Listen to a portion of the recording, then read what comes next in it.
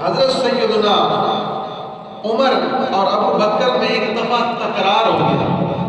تھوڑا سا آپس میں تکرار ہوا، رنجش ہو گئی، تو ابو بکر صدیق اس رنجش کے بعد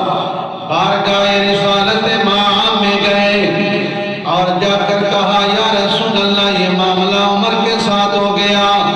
ہمارا آپس میں تکرار ہو گیا، رنجش ہو گئی، یا رسول اللہ غلطی اس میں میری بھی تھی۔ اور اس کے بعد عمر فاروق آئے، انہوں نے بھی اس بات کو دہرایا، عمر فاروق نے فرمایا یا رسول اللہ اس میں غلطی میری بھی تھی۔ دونوں نے اپنی اپنی غلطی جو ہے اس کا اعتراف کیا، اس کو مانا۔ وہ بخاری کی حدیث ہے، نبی پاک صلی اللہ علیہ وسلم نے فرمایا، حضور نے فرمایا اے میرے صحابہ سن لو، اس میرے یار صدیق نو دکھ نہ دیتا کرو،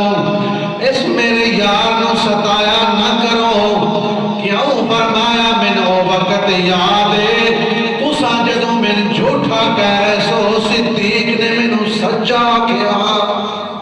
صدیق نے من سچا کیا۔ دنیا والے منو جھٹلا رہے سن،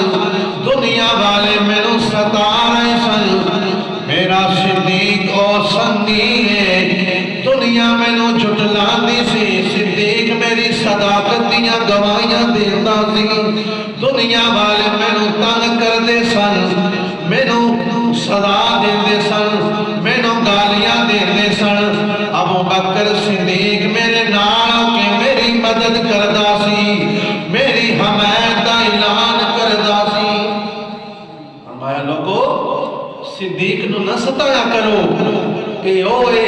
کہ جدو تسی میں جھٹلان دے آؤ